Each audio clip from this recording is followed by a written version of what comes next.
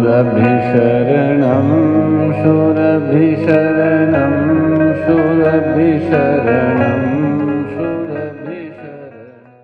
हरि शरणं हरि शरणं हरि शरणं हरि शरणं हरि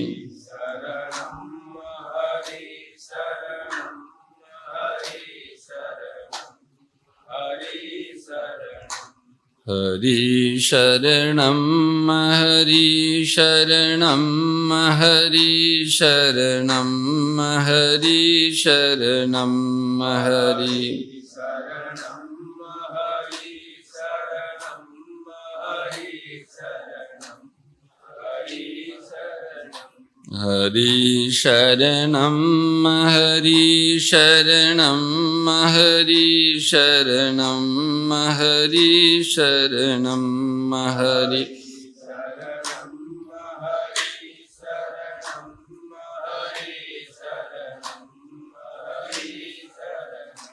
हरि शरणं हरि शरणं हरि शरणं हरि शरणं हरि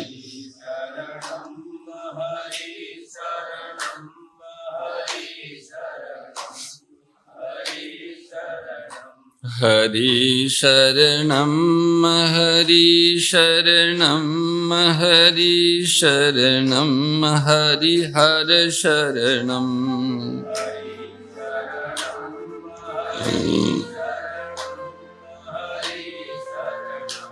हरि हर शरणं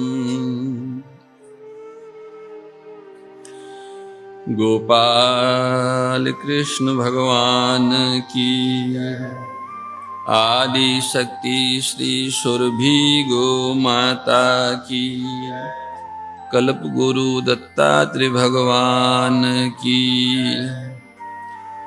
सुरभि हरिहर महादेव की संत वाणी समागम की जय जय श्री राम जय जय श्री श्याम हर हर महादेव हर सत्य सनातन धर्म की नारायण नारायण नारायण नारायण नारायण नारायण सर्वेश्वर सच्चिदानंद घन भगवान की अनन्य कृपा करुणा से तथा पूज्या गौमाता के परम वात्सल्य से आप हम सभी को एक अपूर्व और अलौकिक दिव्य संत की वाणी के प्रकाश में अविनाशी जीवन को उपलब्ध करने हेतु प्रसाद प्राप्त हो रहा है। भगवती गोमाता अमृत का खजाना है। वो अपने वात्सल्य के स्वभाव से सारी सृष्टि को अमृत प्रदान करती है। इस धरती का भोजन पूज्य गोमाता का गोमय है। गोमय अमृत धरती का भोजन है। गोमय का आहार ग्रहण करके ये धरती जीवनी शक्ति को बढ़ाने वाला सात्विक अन्न फल औषधियों सब्जियों मनुष्यों तथा सभी प्राणियों के आहार के लिए प्रदान करती है। गौ लौकिक और अलौकिक दोनों ही तरह से मानव के उत्थान और कल्याण में मुख्य आधार है। उनकी सेवा करने से, उनका आश्रय लेने से और उनसे प्राप्त पंचगव्यों का विधि पूर्वक विनियोग करने से व्यक्ति, परिवार, समाज और राष्ट्र अपना विकास कर सकते हैं, अपना कल्याण कर सकते हैं तथा अक्षय समृद्धि को प्राप्त हो सकते हैं। गोमाता का संरक्षण करना, उनके वंश का संपोषण करना, गोवंश के संरक्षण और संपोषण में शक्ति लगाना, गोपालन करना, ये सब शुभ कर्म तो है ही है, पर ये सेवा भी है। अथवा यूं कहे कि वास्तव में ये सेवा है। शुभ कर्म तो अनेक हो सकते हैं, पर सेवा तो एक ही है, जिनमें सबका हित हो या जिनमें सबकी हित की भावना हो। जो सर्वहितकारी भावनाओं से भावित प्रवृत्ति है, उसी का नाम सेवा है। जिस प्रवृत्ति के परिणाम से सबका भला हो, उसी का नाम सेवा है। शुभ कर्म का आधार क्रिया है, पर सेवा का आधार क्रिया नहीं है, भाव है। क्रियाएं चाहे कितनी बड़ी और कितनी विराट हो, पर उनकी सीमा होती है। पर जो भाव है वो चाहे छोटा से छोटा हो तो भी वो सीमा रहित और अविनाशी होता है। अर्थात सभी प्रकार के कर्मों का आरंभ और अंत होता है, पर सेवा का आरंभ होता है, अंत कभी नहीं होता। इसलिए भगवतवाणी में कहा है कि थोड़ा सा भी सेवा का अनुष्ठान कर दें तो कभी नष्ट नहीं होता। गो संरक्षण, गो संपोषण, गो पालन शुभ कर्म, शुभ कर्मों का फल शुभ होता है। वो जितने शुभ कर्मों की जितनी विराटता होती है, उसके अनुरूप उनका फल भी विराट होता है। पर सेवा का फल तो असीम और अविनाशी होता है। वो क्या होता है? असीम और अविनाशी फल क्या है? सेवा के द्वारा मनुष्य अपने आप को जान सकता है और प्रभु के प्रेम को प्राप्त कर सकता है। कर्मों से कितने महान कर्म हो, शुभ कर्म हो, पर उसके द्वारा अपने आप को, आत्मा को जाना नहीं जाता। कर्म तत्व ज्ञान नहीं करा सकता है। हाँ, निष्काम कर्म जो है वो तत्व ज्ञान की भूमिका देता, और निष्काम कर्म को ही सेवा कहते हैं। तो गो सेवा करने से हमें अपने को जानने की और प्रभु से प्रेम करने की सामर्थ्य आ जाती है। अगर हम श्रद्धा के साथ संपूर्ण शक्ति लगा के गोमाता के कष्ट को निवारण के लिए तत्पर हो जाते हैं, तो हमको इसी जन्म में अपने आप को जानने तथा प्रभु के प्रेम को पाने का सामर्थ्य मिल जाता है। इस तरह गो सेवा भी अपने लिए ही हुई, लेकिन लंबे रास्ते से हुई। तो संत कहते हैं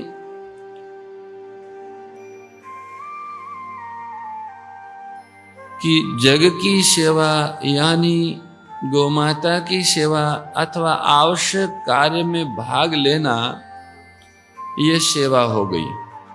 और उस सेवा के अंत में अचाह होकर मुझे कुछ नहीं चाहिए और निर्मम होकर मेरा कुछ नहीं है, या तो हम अपने को समर्पित कर दें या हम अचाह और अप्रयत्न हो जाए। सेवा में पूरी शक्ति लगाने के बाद, जैसे हमारे विप्र देवता अनुष्ठान कराते हैं, जप कराते हैं, शास्त्रोक्त कोई विधि कराते हैं, तो विधि के अंत में श्री कृष्णार्पणमस्तु भगवान को अर्पण करने के लिए अंत में जो कर्म किया गया है वो कर्म और उसके फल को भगवान के अर्पण करते हैं। इसी तरह पूरी शक्ति लगा के सेवा करने के बाद में कर्म का फल और कर्म के कर्ता तीनों को भगवान के समर्पित कर दें, अथवा उस कर्म के फल के बदले में कुछ चाहे नहीं और अप्रयत्न हो जाए, शांत हो जाए। कर्म कर दिया तो कुछ नहीं चाहिए, अचाह अप्रयत्न। तो जब हम अचाह हो जाते हैं, जब हम अप्रयत्न हो जाते हैं, तो अपने आप हमारा प्रवेश उस दया अतीत जीवन में हो जाता है, जहां मैं और है का भेद नहीं रहता। अर्थात आत्मा और परमात्मा का भेद नहीं रहता। उस जीवन में हमारा प्रवेश हो जाता है। अचाह होने से, अप्रयत्न होने से हमें अविनाशी जीवन की प्राप्ति हो जाती है। अचाह कैसे हो सकते हैं? उसके लिए सबसे पहले मुझे कुछ नहीं चाहिए। जब मैं सेवा करूंगा तो मुझे सेवा के सिवा और कुछ नहीं चाहिए। सेवा के बदले में मुझे केवल सेवा ही चाहिए और कुछ नहीं चाहिए। हमारे बहुत सारे गोभक्त जब मिलते हैं तो कहते हैं कि महाराज ऐसा आशीर्वाद दो कि हम और अधिक गो सेवा करें। ये बहुत उत्तम मान्यता है। सेवा के बदले में केवल सेवा ही मांगनी चाहिए और कुछ नहीं मांगना चाहिए। सेवक के पास अपना कुछ नहीं होता। सेवक कहते ही उसको है जो अपने आप को, सेवा के साधनों को, सेवा सामग्री को, सबको सेव्य की मानता हो। सेवा का अर्थ यही है कि सेवक, सेवा सामग्री, ये दोनों ही सेव्य के हैं। इस भाव से सेवा का अनुष्ठान होता है। अतः सेवा करने से अचाह होने की, अप्रयत्न होने की साधक में सामर्थ्य आ जाती है। जीवन में जो करने का राग है, कुछ करने का, उस राग को मिटाने के लिए सेवा करनी है। अगर सेवा नहीं करेंगे तो भोग करेंगे। दो ही होगा जीवन में, या तो सेवा होगी अथवा भोग होगा। और जब भोग करेंगे तो अचाह नहीं हो सकेंगे, अप्रयत्न नहीं हो सकेंगे। चाह भी रहेगी और प्रयत्न भी रहेगा। चाह और प्रयत्न जब तक रहेगा तब तक शरीर के साथ मिले हुए रहेंगे। शरीर और आत्मा अलग है, ये ज्ञान नहीं होगा। जब तक चाह रहेगी, जब तक प्रयत्न रहेगा, तब तक आत्मा और शरीर के अलगाव का विवेक स्थिर नहीं होगा। हैं शरीर से अलग पर मिले हुए रहेंगे। जब तक शरीर के साथ मिले रहेंगे तब तक पराधीन बने रहेंगे, स्वाधीन नहीं हो सकते।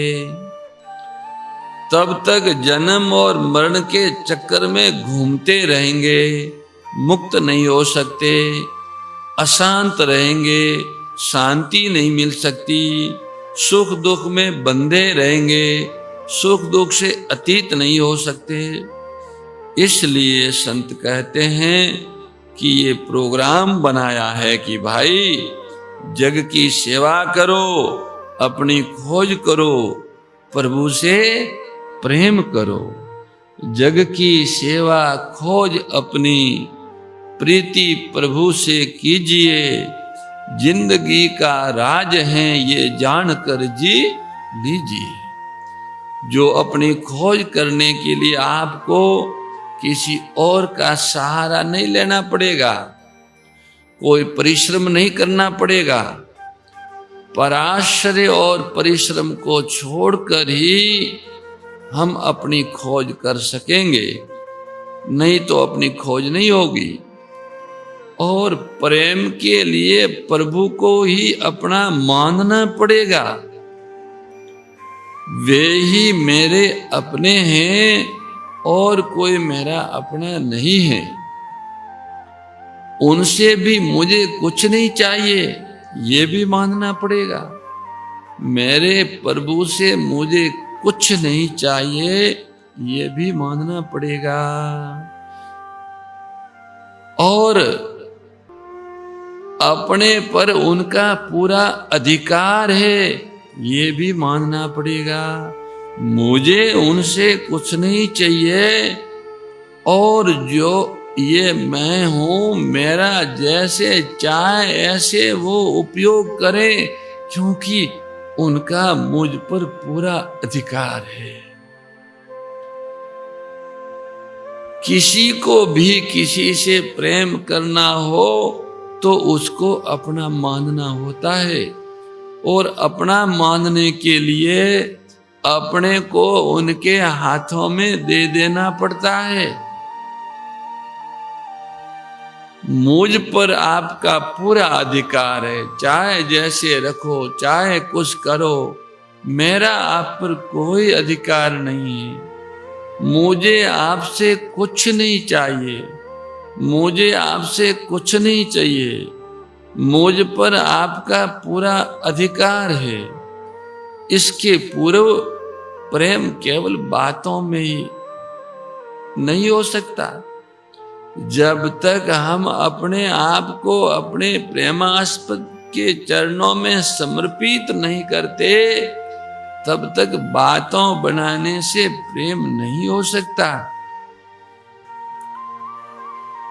संत कहते हैं न नाक बंद करने से प्रेम होता है, न आंख बंद करने से प्रेम होता है। किसी प्रकार प्रेम उत्पन्न नहीं होता सिवाय इसके, और सेवा बिना किए कोई अचा नहीं हो सकता। समर्पण के बिना प्रेम की प्राप्ति नहीं हो सकती, और सेवा के बिना विश्राम नहीं मिल सकता। इसलिए पुरुषार्थ में कौन कौन सी बातें रही? सेवा करके अपनी खोज करो, और अपनी खोज करने के लिए अचाह होना पड़ेगा, अप्रयत्न होना पड़ेगा, क्योंकि शरीर के द्वारा अपनी खोज नहीं हो सकती, इंद्रियों के द्वारा अपनी खोज नहीं हो सकती, मन बुद्धि के द्वारा अपनी खोज नहीं हो सकती, प्राणों के द्वारा अपनी खोज नहीं हो सकती। इन सब से अलग होने पर ही अपने द्वारा अपनी खोज हो सकती है, अपना अन्वेषण हो सकता है, अपनी पहचान हो सकती है। इन सब से अलग होने का उपाय क्या है? सेवा करो और कुछ मत चाहो। इन सब से अलग होने का केवल एक ही उपाय है कि सेवा खूब करो, पर किसी से कुछ चाहो मत। सेवा करो अथवा अपने लिए कुछ मत करो, दोनों एक ही बात है। अपने लिए कुछ न करने से जो कुछ होगा वो दूसरों के लिए ही होगा, और सेवा भाव से प्रवृत्ति होगी तो अपने लिए कुछ नहीं होगा। सेवा कहते ही उसको है जिसमें उसके बदले में अपने लिए कोई चाह न हो। चाह रहित प्रवृत्ति कोई सेवा कहते हैं।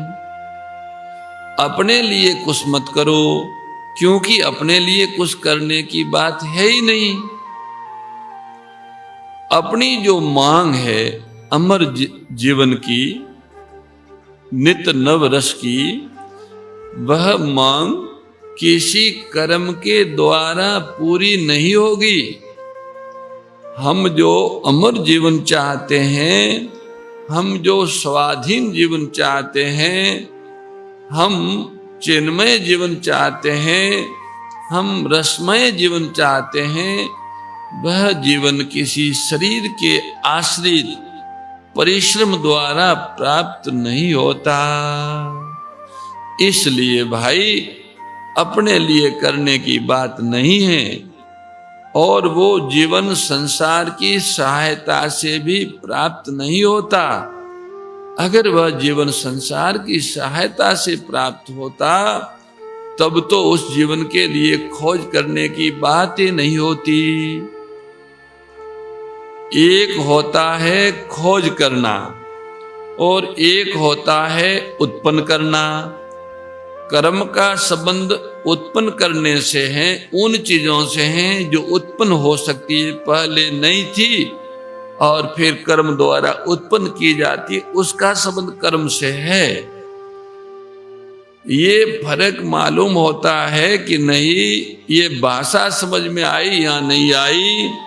खोज करना और उत्पन्न करना ये दोनों अलग अलग है।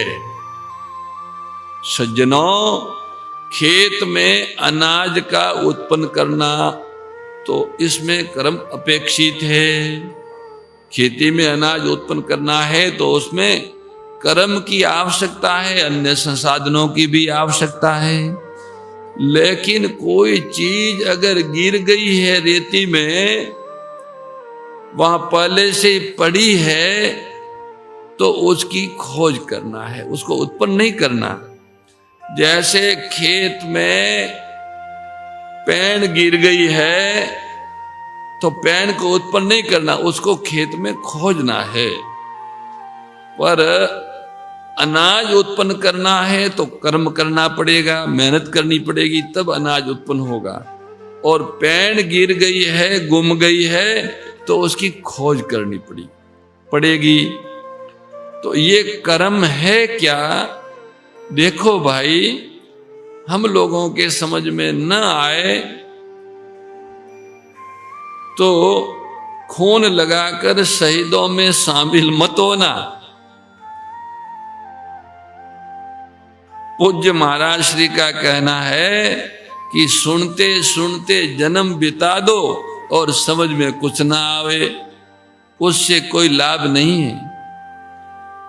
इसलिए बार बार पूछ रहे हैं कि भाई किसी चीज को पैदा करना होता है और किसी चीज की खोज करना होता है।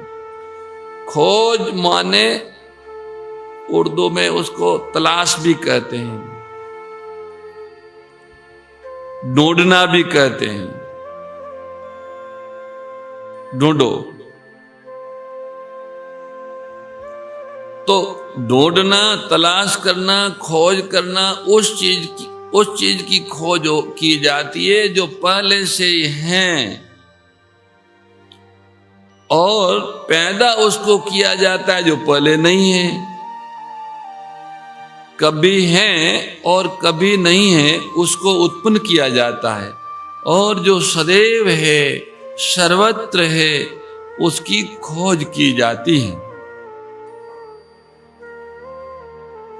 यह के संबंध में जो कुछ जरूरत होती है उसके लिए कर्म किया जाता है। जैसे कल अगर जाना है कहीं, यहां से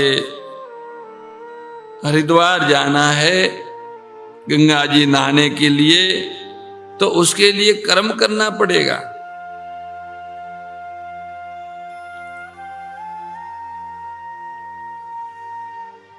गाड़ी की आवश्यकता पड़ेगी, संसाधनों की आवश्यकता पड़ेगी, रास्ते की जानकारी पड़ेगी। तो संसार के जितने कर्म है वे सब शरीर तक रहते हैं। हरिद्वार जाना शरीर के माध्यम से होगा, सारे कर्म शरीर के द्वारा होंगे। इसलिए संसार में जितने कर्म है वो शरीर के द्वारा होते हैं। वे कर्म अपने तक नहीं पहुंचते, मैं तक नहीं पहुंचते। मैं की खोज करने के लिए शरीर का आश्रय छोड़ना पड़ता है। मैं कौन हूं इसका पता लगाने के लिए शरीर का आश्रय छोड़ना पड़ता है। मैं शरीर नहीं हूं, ये बुद्धि द्वारा पता लगेगा कि शरीर बदलता है। मैं इंद्रियां नहीं हूं, मैं प्राण नहीं हूं, मैं मन नहीं हूं, मैं बुद्धि नहीं हूं। ऐसे निषेध करते करते करते करते अंत में जो रहेगा वो है। तो ये जो खोजना है, इस खोजने में शरीर का सहारा नहीं है, शरीर का सहारा छोड़ना है।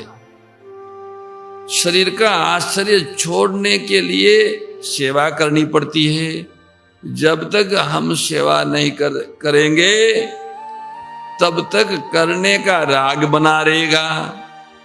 करने की अगर रुचि बनी रहेगी तो हम शरीर में चिपके रहेंगे और व्यर्थ चेष्टा करते रहेंगे। यहाँ व्यर्थ चिंतन होता रहेगा। कब तक होता रहेगा? जब तक हम सेवा नहीं करेंगे। ये बात भाषा में समझ में आई। संत कहते हैं अगर कोई भाई बहन ऐसा है जिसको ये समझ में न आया हो तो बताओ सेवा का मतलब क्या है। सेवा का संबंध यह है कि जो काम आप करो उसमें दूसरों का हित होना चाहिए, उसका संबंध दूसरों के साथ होना चाहिए, दूसरों की भलाई से उनका संबंध होना चाहिए। अपने सुख में उसका उपयोग नहीं होना चाहिए। हम ये न सोचे कि हम जो करें उसमें हमें मजा आए। हम जो करें उससे दूसरों का भला हो, दूसरों को प्रसन्नता हो, दूसरों का कल्याण हो, दूसरों को सुख मिले। दूसरों को सुख मिले सो नहीं, पर दूसरों का हित हो, दूसरों की भलाई हो। केवल दूसरों के सुख के लिए कहोगे तो सभी कामी कुत्ते कहेंगे आओ हमारे सुख के लिए हमसे ये कराओ, लेकिन उसमें उसका हित नहीं होगा। न तो जिसमें दूसरों का हित निहित हो उसको सेवा कहते हैं। जिसमें अपना सुख हो उसे भोग कहते हैं। भोग से शरीर का संबंध नहीं छूटता, सेवा से शरीर का संबंध टूट जाता है। और जब शरीर का संबंध टूटता है तब हम अपनी खोज के अधिकारी होते हैं। जब मनुष्य अपनी खोज करने चलता है तो खोज करते करते स्वयं खो जाता है, और जो सदा सदा के लिए है वही रह जाता है। खोज करता है मैं शरीर नहीं, मैं इंद्रियों नहीं, मैं मन नहीं, मैं प्राण नहीं, मैं बुद्धि नहीं। ऐसे खोज करते करते करते करते करते मैं भी राम जी राम हो जाता है। फिर जो रहता है वो राम ही रहता है, वो ही रह जाता है। संत कहते ये तो हमने पुराने खोज करने वालों का फैसला सुनाया है। उस फैसले के सीखने से काम नहीं चलेगा। हमें भी अपने को खो देना पड़ेगा। आपा खोया हरि पाविया, अपने आप को खोना पड़ेगा तभी काम होगा। इसलिए सेवा करो और अपनी खोज करो। अपनी खोज करते करते मैं को ढूंढते ढूंढते मैं में विलीन हो जाता है। क्यों? मैं एक ऐसा तत्व है जो बिना आश्रय के रह नहीं सकता। चाहे संसार का आश्रय ले अथवा परमात्मा का ले। जब संसार का आश्रय लेता है तो संसार को ही मैं मानने लगता है, और यदि परमात्मा का आश्रय लेता है तो परमात्मा को ही मैं मानने लगता है। ये तो हमने एक और फैसला सुनाया, लेकिन इसका तरीका हमको जानना चाहिए। मैं की खोज कैसे की जाए, यह से मैं का संबंध तोड़ दिया जाए। यह मैं मेरा कुछ नहीं है, ये माने शरीर। इदम शरीरम कौनते, तो यह से मैं का संबंध तोड़े। यह मैं मेरा कुछ नहीं है, यह से मुझे कुछ नहीं चाहिए, अर्थात इस शरीर और संसार में मेरा कुछ नहीं है। इस शरीर और संसार से मुझे कुछ नहीं चाहिए। इस शरीर और संसार के द्वारा इस शरीर और संसार की सेवा करनी है, ये भाषा समझ में आनी चाहिए। ये माने शरीर, शरीर के द्वारा संसार की सेवा करनी है। ये माने संसार, संसार में कुछ मेरा नहीं है, संसार से मुझे कुछ नहीं चाहिए।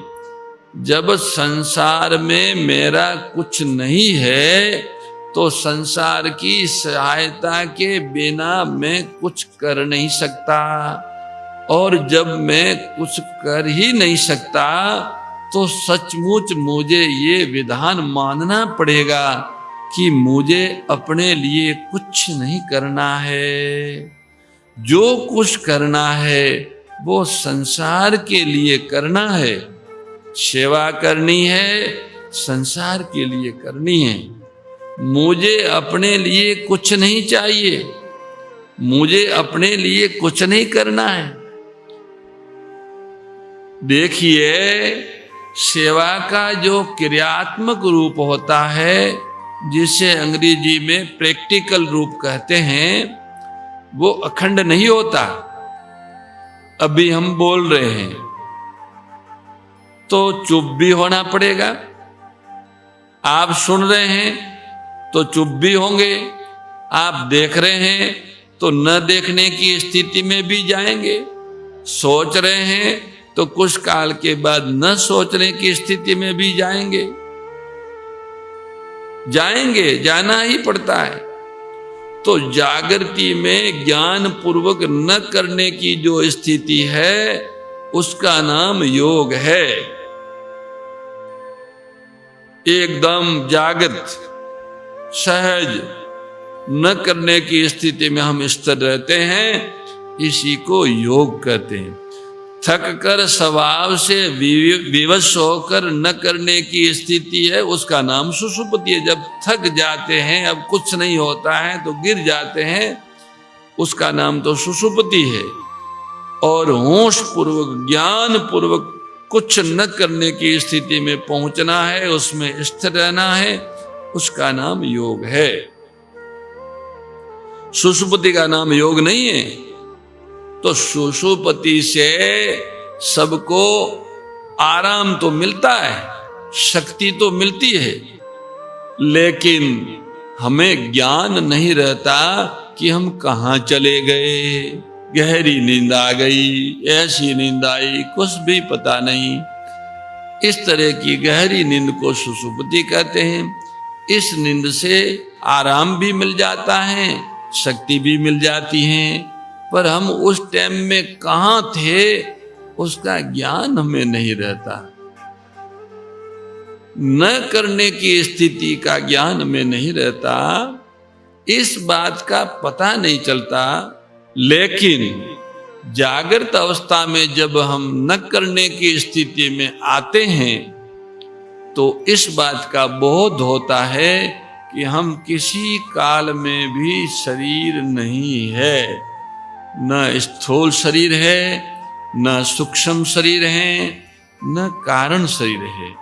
हम किसी काल में शरीर नहीं हैं। जब हम शरीर नहीं हैं तो हम क्या है? ये देखना पड़ेगा। अब आप कह दीजिए, सुन लीजिए, मान लीजिए कि मैं आत्मा हूं, तो ऐसे काम नहीं चलेगा। हम शरीर नहीं है, इस बात को शरीर से अलग होकर अनुभव करो कि हम शरीर नहीं है। केवल बातों सुनने और मानने कहने से नहीं, अनुभव करना है कि हम शरीर नहीं है। शरीर से असंगता का अनुभव हमें उस जीवन से, उस सत्य से जिसका कभी नाश नहीं होता, अभिन्न कर देता है। शरीर की असंगता का, शरीर के अलगाव का अनुभव अविनाशी प्रभु से हमको एक करता है, उससे हमें मिला देता है। तो अब अंतर क्या हुआ? शरीर के साथ हम कभी भी एक नहीं हो पाते, लेकिन शरीर से अतीत जो जीवन है उसके साथ हमारी एकता हो जाती है, उसकी समीपता आती है पहले, फिर एकता आती है और उसके बाद अभिन्नता आती है। पहले हम अविनाशी स्वरूप परमात्मा के समीप जाते हैं, समीपता को योग कहते हैं। फिर उनसे एकता होती है, उनको ज्ञान बोध कहते हैं। फिर उनसे अभिन्नता होती है, उसे प्रेम कहते हैं। उनके साथ हमारी एकता होती है, लेकिन शरीर के साथ हम कितने ही मिल जाए पर कभी एक नहीं हो सकते। हमेशा यही सोचते हैं कि मेरा हाथ है, ये नहीं सोच पाते कि मैं हाथ हूं। यही कहते हैं कि मेरा शरीर है, ये नहीं कह पाते कि मैं शरीर हूं। इसी प्रकार मेरा मन, मेरे प्राण, मेरी बुद्धि, मेरी इंद्रियों इत्यादि इत्यादि मेरा मेरा कहते हैं, पर मैं हूं, मैं शरीर हूं, मैं मन हूं, मैं प्राण हूं, मैं बुद्धि हूं, ऐसा कभी नहीं कह सकते। ये तीनों शरीरों का जो एक संगठन दिखाई देता है, स्थूल, सूक्ष्म और कारण शरीर का, आपको इन तीनों शरीरों के साथ मैंपन नहीं आता, मेरापन आता है। यानी मैं नहीं है, ये मेरा है, ऐसा महसूस करते हैं। लेकिन वास्तव में और गहराई से देखा जाए तो जैसे मैं शरीर नहीं हूं, ऐसे ये शरीर मेरा भी नहीं है, इसका अनुभव हो जाता है। क्योंकि शरीर को हम संसार से अलग नहीं कर सकते, शरीर को संसार से अलग नहीं ले जा सकते। तो शरीर को यदि हम मेरा कहते हैं तो भाई संसार को मेरा क्यों नहीं कहते? जब संसार को मेरा नहीं कहते तो शरीर को मेरा क्यों कहते हैं? शरीर और संसार एक ही हैं। अगर शरीर को मेरा कहें तो संसार को भी मेरा कहें, और संसार को मेरा न कहे तो शरीर को भी मेरा कहना बेईमानी है। इस प्रकार शरीर में नहीं हूं ये भी सिद्ध है, और शरीर मेरा नहीं है ये भी ज्ञान द्वारा, विचार द्वारा सिद्ध है।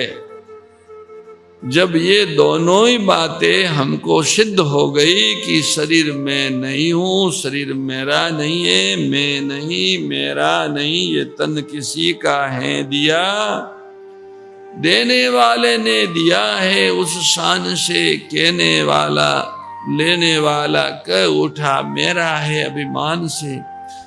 ये देने वाले की उदारता है कि उसने सब कुछ दिया, पर हमको पता नहीं लगने दिया कि ये उन्होंने हमें दिया है। ये उनकी विलक्षणता है, उनकी देने की विधि विलक्षण विधि है कि आज तक किसी को ये नहीं लगता कि ये उन्होंने दिया। जिसको जो मिलता है उसको वो अपना ही मानता है, पर ये भूल है। ज्ञान द्वारा सिद्ध है कि शरीर मैं नहीं, मेरा नहीं, न मैं हूं न मेरा है।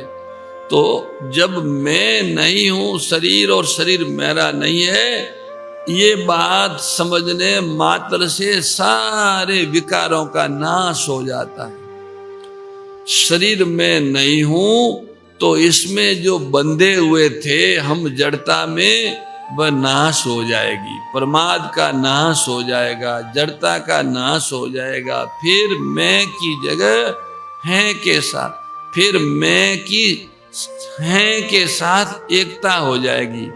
जो जीव जड़ शरीर से बंधा हुआ था, ज्ञान द्वारा उस शरीर को मैं और मेरा न मानने से उसी जीव की शिव के साथ एकता हो जाएगी। चाहे योग होकर, चाहे बोध होकर, चाहे प्रेम होकर। योग से भी एकता होती है, बोध से भी एकता होती है और प्रेम से भी एकता होती है। यानी मैं को बोध प्राप्त हो जाए तब भी है के साथ एक हो जाएगा। है नाम परमात्मा का और मैं नाम जीवात्मा का। तो जीवात्मा को बोध होने से भी वो परमात्मा के साथ एक हो जाएगा। जीवात्मा शांत समता में स्थित होगा तो भी परमात्मा के साथ एक हो जाएगा। और जीवात्मा के अंदर प्रेम की अभिव्यक्ति हो गई तो भी परमात्मा के साथ एक हो जाएगा।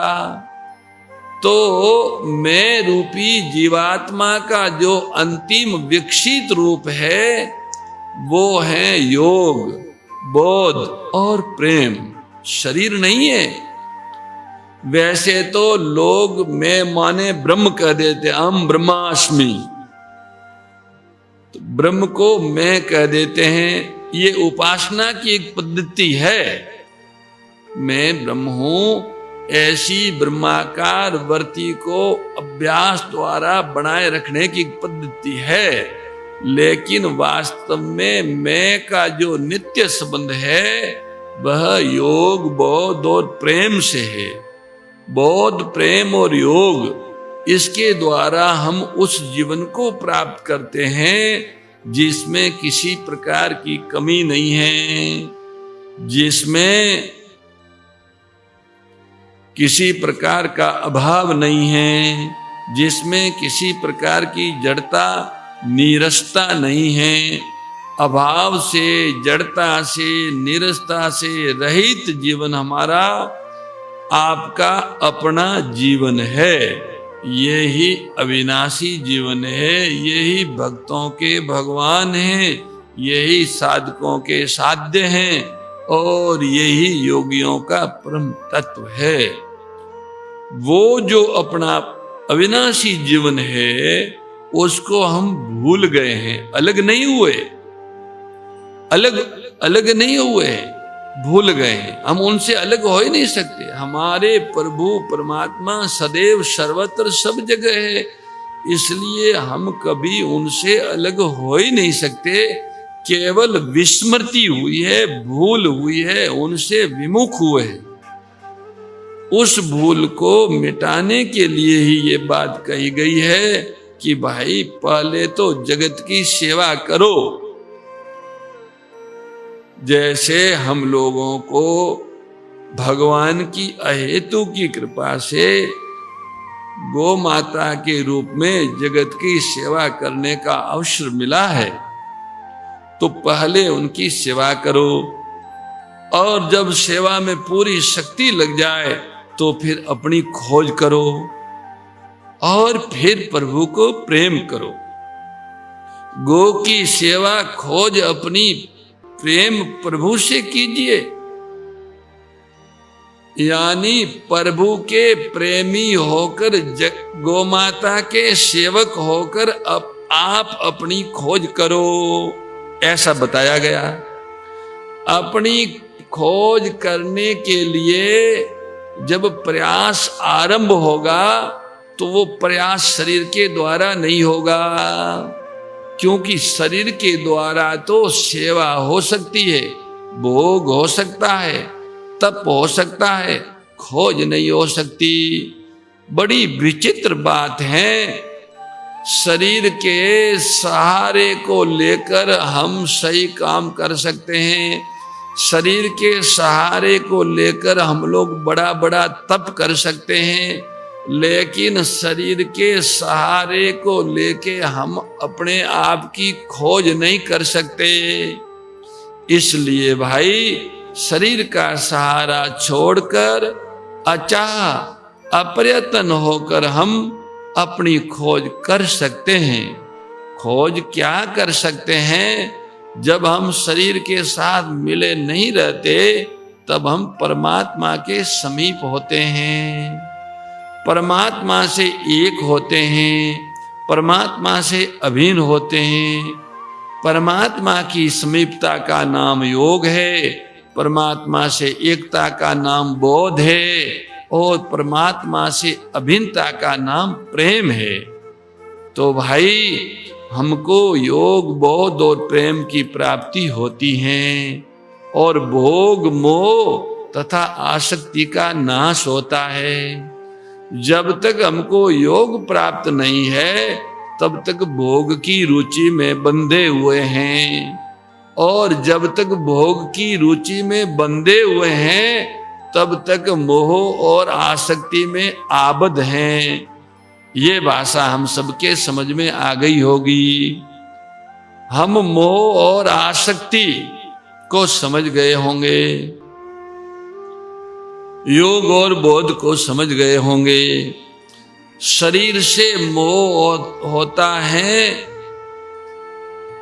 और क्रियाओं के परिणाम स्वरूप मिलने वाले सुख से आसक्ति होती है।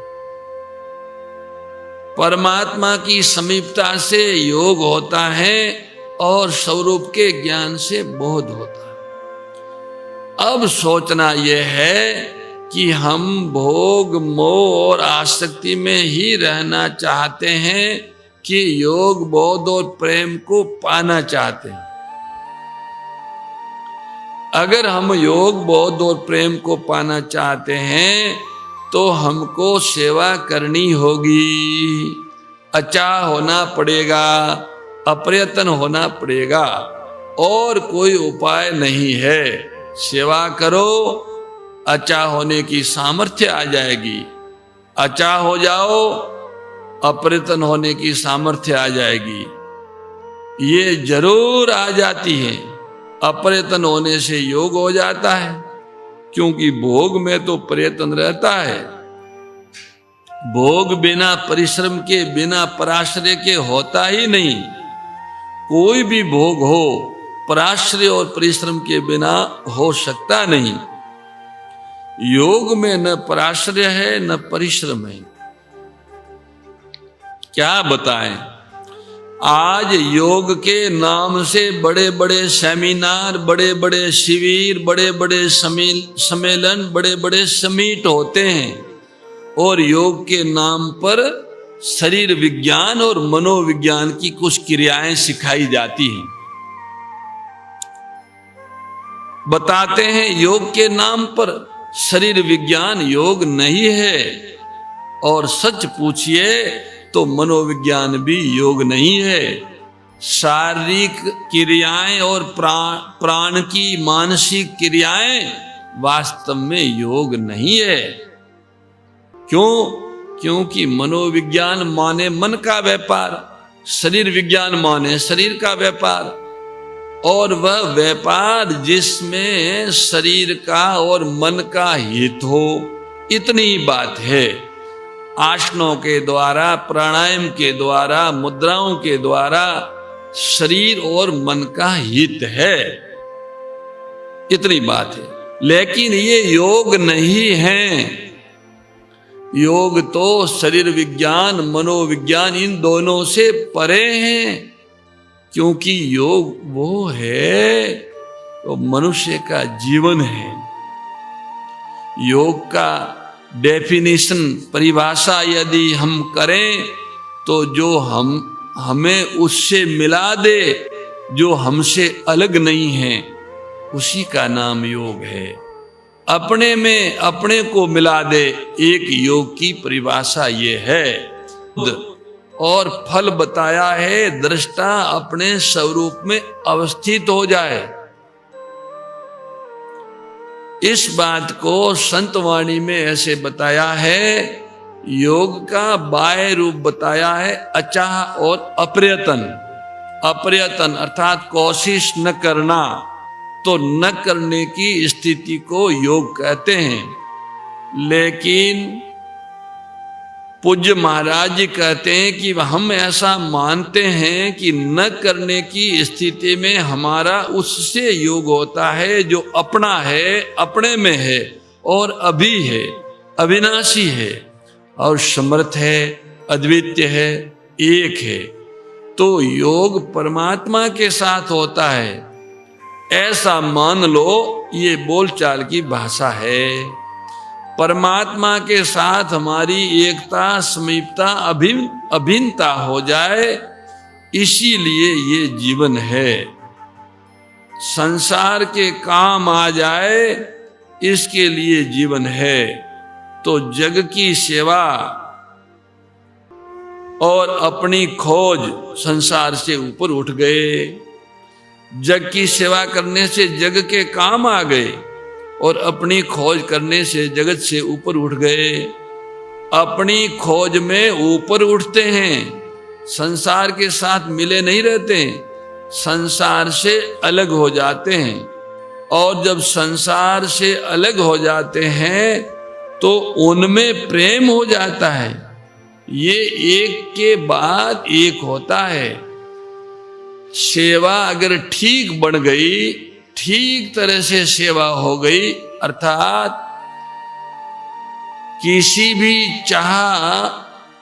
कोई भी चाह न रखते हुए सेवा का अनुष्ठान हुआ और बदले में कोई चाह नहीं रही, तो संसार से ऊपर उठने की शक्ति आ गई। और संसार से ऊपर उठ गए तो प्रभु के प्रेम की प्राप्ति होने की शक्ति आ गई, प्रभु प्रेम पाने की शक्ति आ गई। वैसे तो तीनों चीजें मिलकर एक ही जीवन है। जग की सेवा, खोज अपनी, प्रेम उनसे, ये तीनों मिलकर एक जीवन है। अंग्रेजी में इसे लाइफ कहते हैं, एक लाइफ। हमें तो अंग्रेजी बोलना आता नहीं, पर संतवाणी में कभी कभी ऐसा विनोद आता है तो हमें उसे बोलना ही पड़ता है।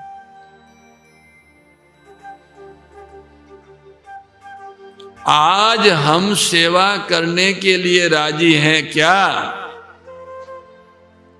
अचाह होने के लिए राजी हैं क्या? अप्रयत्न होने के लिए राजी हैं? प्रेमी होने के लिए राजी हैं?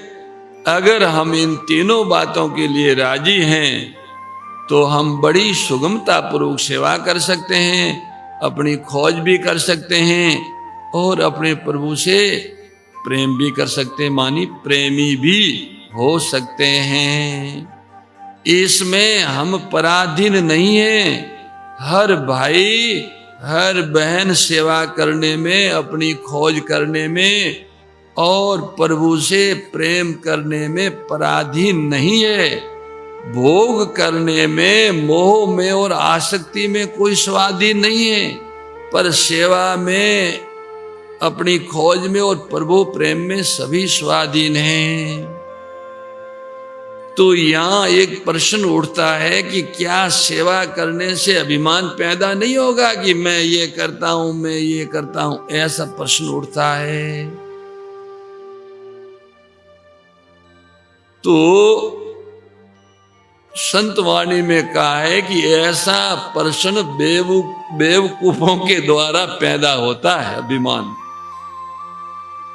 जब सेवा सामग्री अपनी नहीं तो अभिमान किस बात का होगा? जब हमारे पास कुछ है ही नहीं, हमारे पास कुछ करने का सामर्थ्य ही नहीं, हम कुछ कर ही नहीं सकते, तो अभिमान किस बात का? हम आपसे निवेदन करना चाहते हैं कि जिन वस्तुओं द्वारा हम भलाई करते हैं वे वस्तुएं हमारी हैं क्या? जब वो वस्तुएं हमारी है ही नहीं तो अभिमान कैसे होगा? अगर हमारी मान ली तो ये भूल है, तो भूल से सेवा नहीं बनती। पहले अपने जीवन को देखिए, हम लोगों ने सेवा की नहीं, हमसे सेवा हुई नहीं। अगर सेवा हो गई होती तो त्याग और प्रेम अपने आप आ जाते। ऐसा नियम है, जहां सेवा है वहां त्याग अवश्य है, जहां त्याग है वहां प्रेम अवश्य है। तीनों में विभाजन नहीं हो सकता। सेवा अलग चीज है, त्याग अलग चीज है, प्रेम अलग चीज है, ऐसा नहीं होता। हमारे जीवन के ये तीनों आधारभूत स्तंभ है। सेवा करेंगे तो त्याग का बल आ जाएगा, त्याग करेंगे तो प्रेम अवश्य आएगा। त्याग का दूसरा नाम ज्ञान है, प्रेम भी है। उस ज्ञान प्रेम में कोई विभाजन नहीं है, परंतु ये विषय अलग है। तो मैं जो आपसे निवेदन कर रहा था कि सेवा किए बिना हम अपनी खोज नहीं कर सकेंगे, और अपनी खोज किए बिना अपने में अपने प्रेमास्पद प्रभु को नहीं पा सकेंगे। इसलिए ये तीनों बातें बताई गई है। जग की सेवा को कब बताया गया? जब हमारे आपके सामने ये बात पहले रख दी गई कि मैं नहीं, मेरा नहीं, ये शरीर मैं नहीं हूं, ये शरीर मेरा नहीं है, ये तन किसी का है दिया, जो भी अपने पास है वो धन किसी का है दिया। पहले ज्ञान पूर्वक ये अनुभव करें कि शरीर मेरा नहीं है, मैं शरीर का नहीं हूं। जो कुछ अपने पास मालूम होता है वो किसी का दिया हुआ है।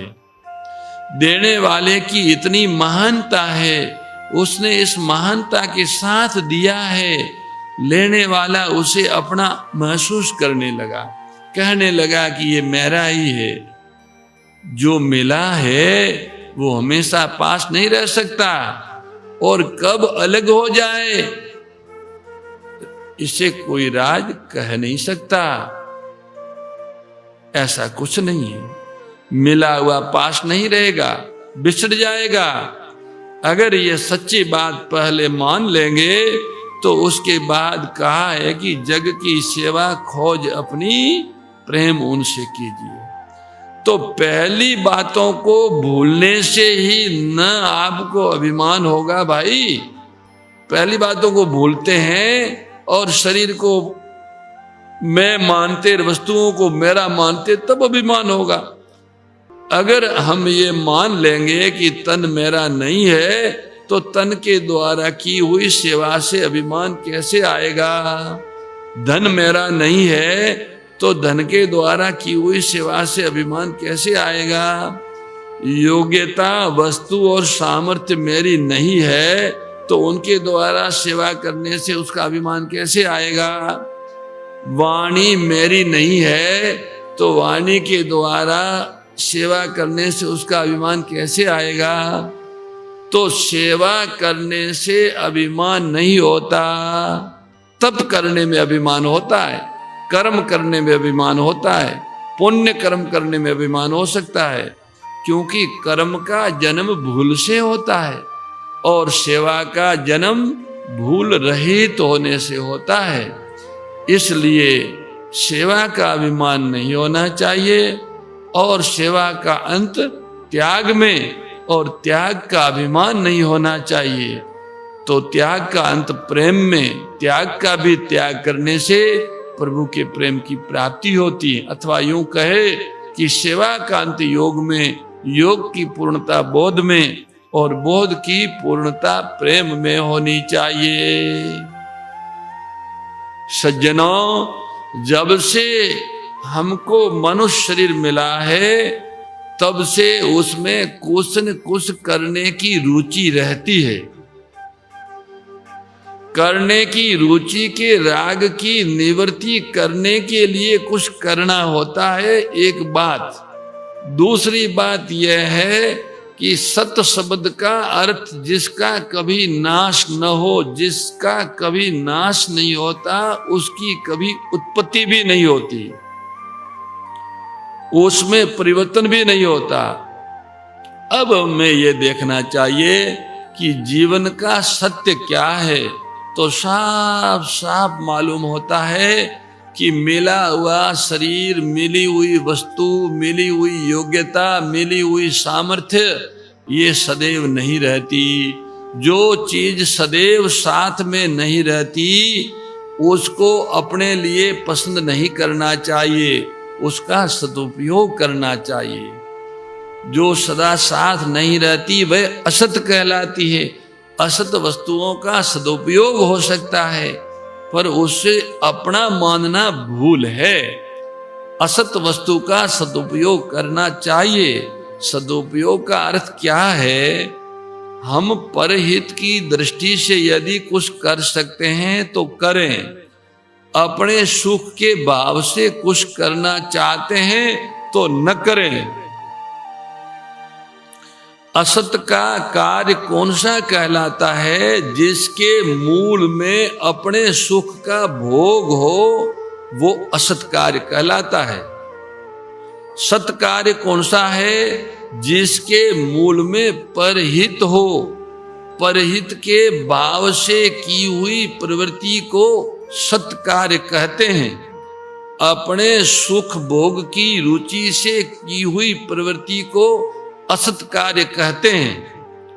तात्पर्य यह है कि हम सुख का भोग न करें। अगर हम सुख का भोग नहीं करेंगे तो दुख से छूट जाएंगे। अब दुख से छूटने के लिए कोई श्रम साध्य उपाय अपेक्षित नहीं हुआ। केवल सुख का भोग न करने से ही दुखों का अंत हो जाता है। केवल सुख का भोग नहीं करना, क्योंकि भाई सुख भोग से कोई हानि, सुख भोग हमें पराधीनता में आबद्ध करता है।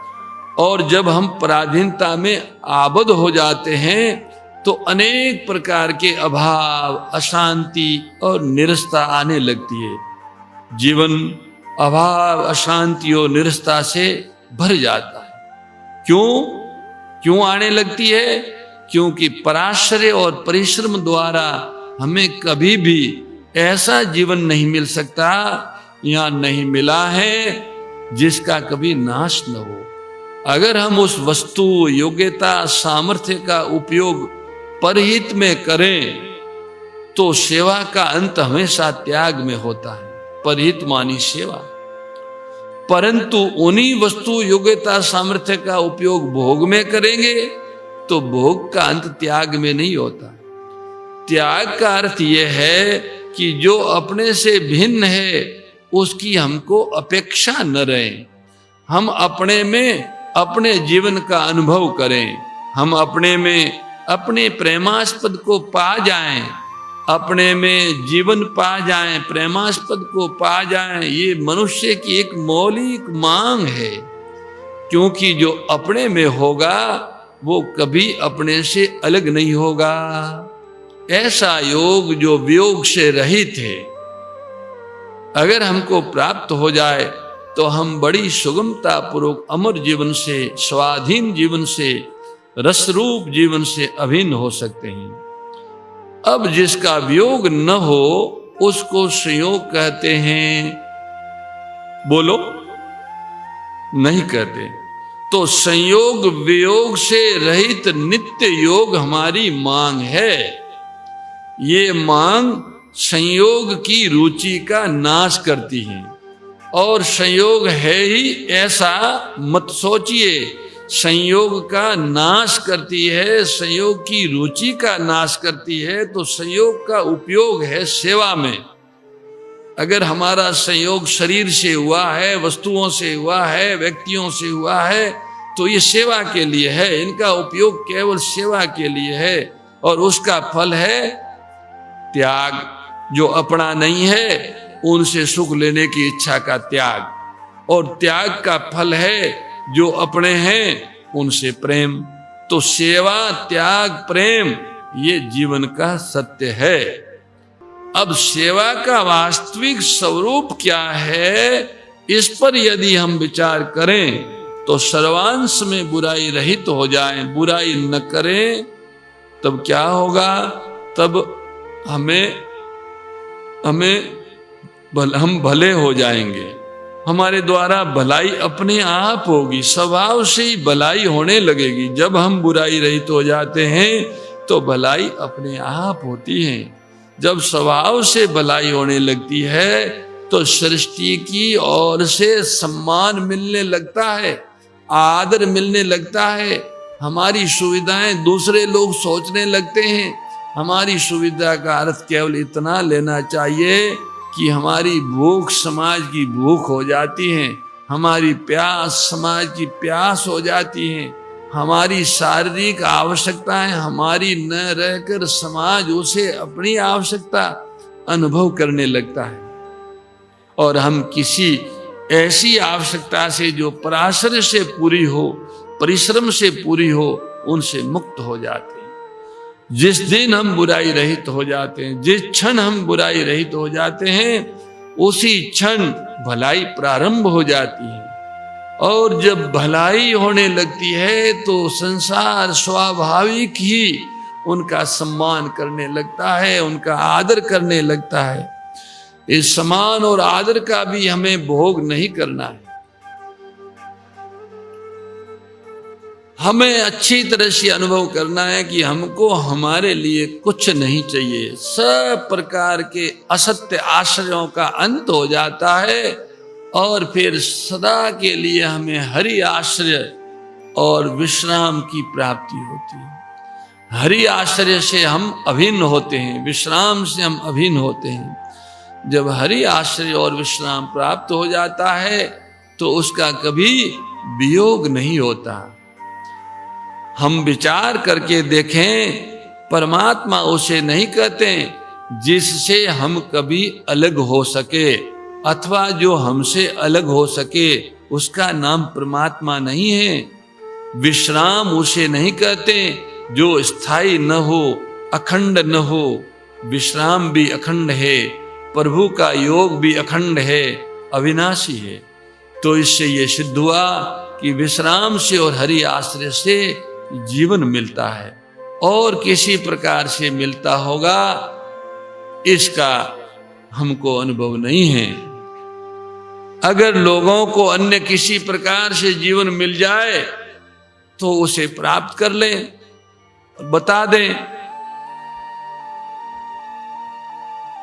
आप सोचिए कि विश्राम के लिए आवश्यक कार्य होगा या नहीं होगा। आवश्यक कार्य को हम पकड़े रहें, पूरा न करें तो विश्राम कैसे मिलेगा? नहीं मिलेगा, कभी नहीं मिलेगा। आवश्यक कार्य करने में हमें कभी भी असमर्थता का अनुभव नहीं होता। तो जिस काम में हम असमर्थ नहीं है वो कार्य हमारे लिए स्वाभाविक है, अस्वाभाविक नहीं है। मानना पड़ेगा, स्वाभाविक है। आवश्यक कार्य क्या है? आवश्यक कार्य उसे कहते हैं जिसके करने में हमको कोई कठिनाई अनुभव न हो, उसको आवश्यक कार्य कहते हैं। जैसे हम विचार करके देखें, अगर हमारे में करने की रुचि है और उसकी सामर्थ्य है तो उसको पूरा करने में हमको क्या उलझन होगी?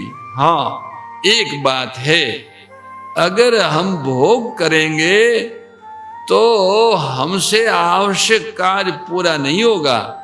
भोग से क्या होता है कि मनुष्य असमर्थता की ओर, पराधीनता की ओर उत्तरोत्तर बढ़ता जाता है, उत्तरोत्तर। लेकिन आवश्यक कर्तव्य में स्वभाव से कार्य के अंत में विश्राम से अभिन्न होता है। विश्राम हमें अपने प्रेमास्पद से मिला देता है।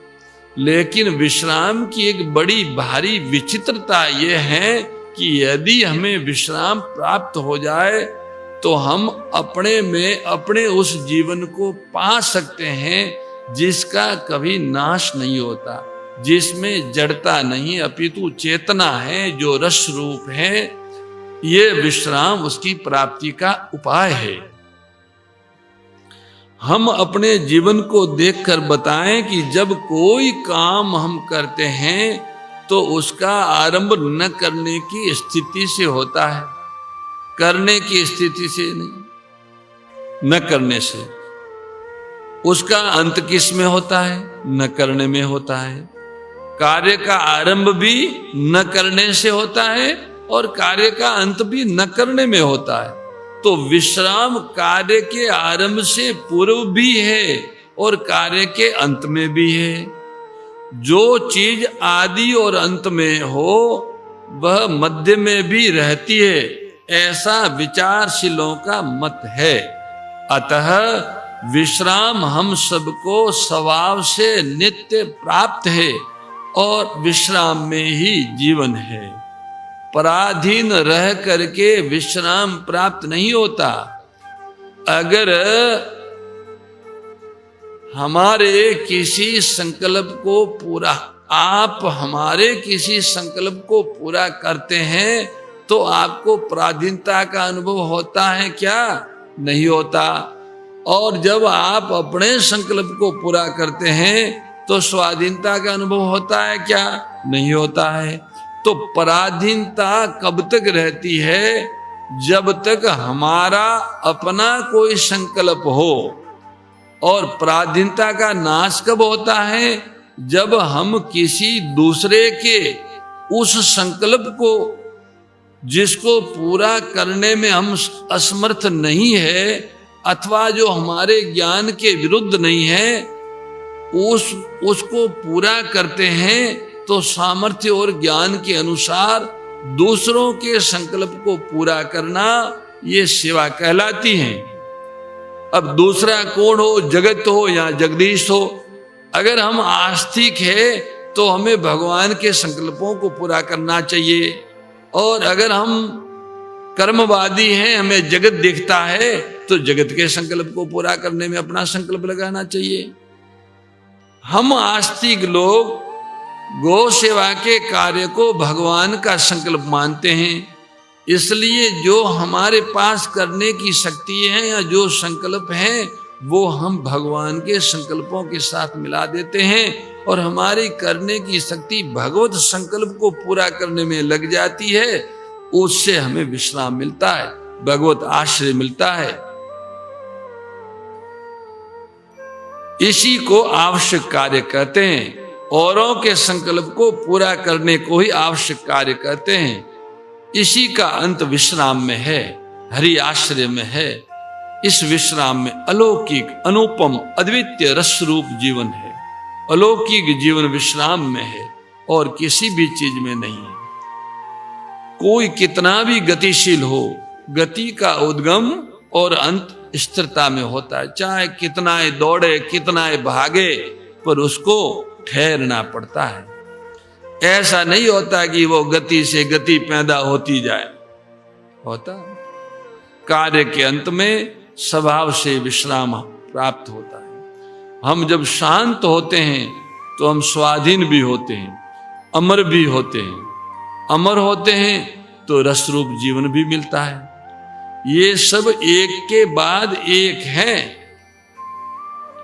इस दृष्टि से यदि हम और आप विचार करें तो हमें विश्राम के लिए आवश्यक कार्य करना चाहिए। अगर उस कार्य के पीछे भगवत संबंध है तो भगवत प्रेम मिलेगा।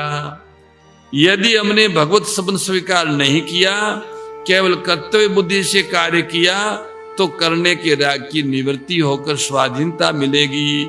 और अगर पर पीड़ा से पीड़ित होकर कार्य किया तो विश्राम मिलेगा।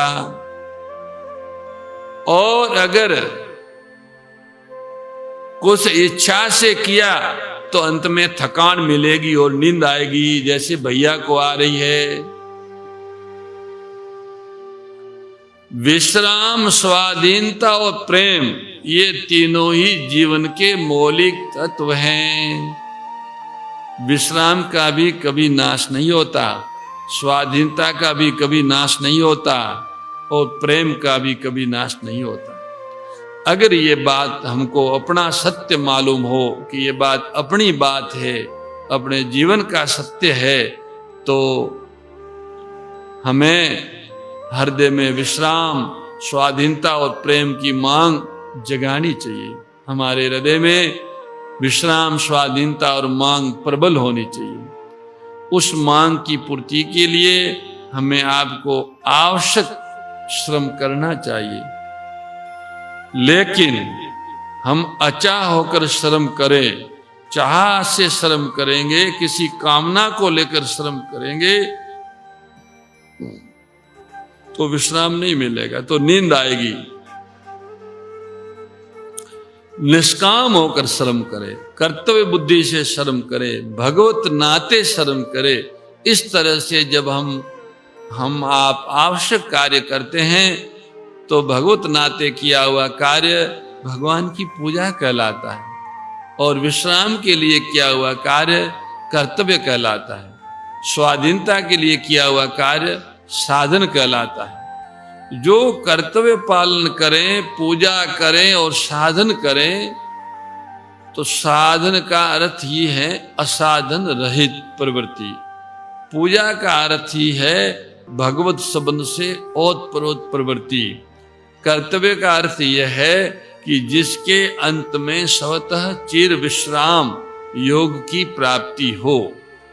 योग का पूर्व पक्ष कर्तव्य है, उत्तर पक्ष योग है। प्रेम का पूर्व पक्ष पूजा है, उत्तर पक्ष प्रेम है।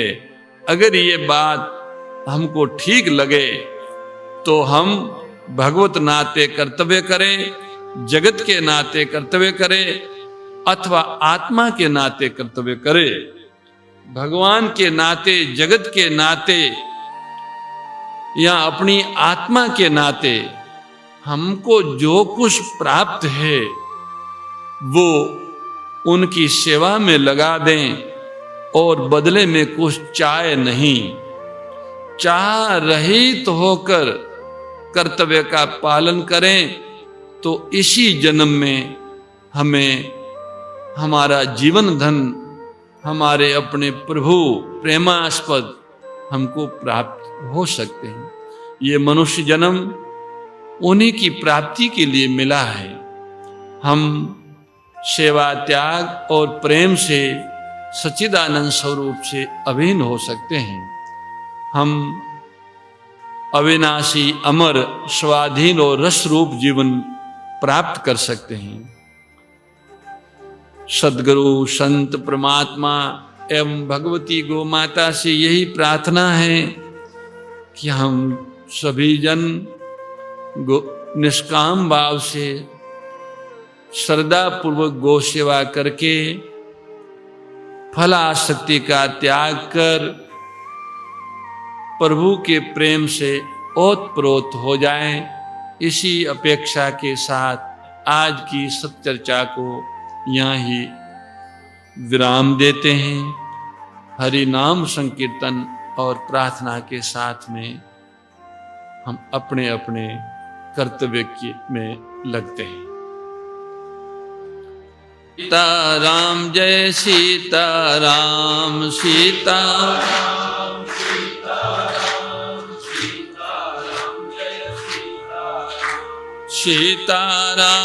सीताराम सीताराम जय सीताराम।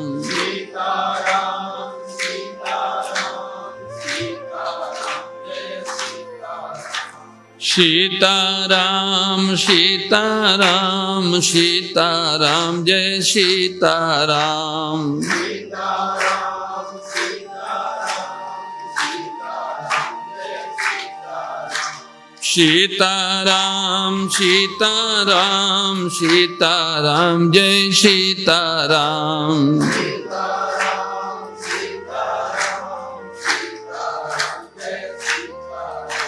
सीताराम, सीताराम सीताराम जय सीताराम।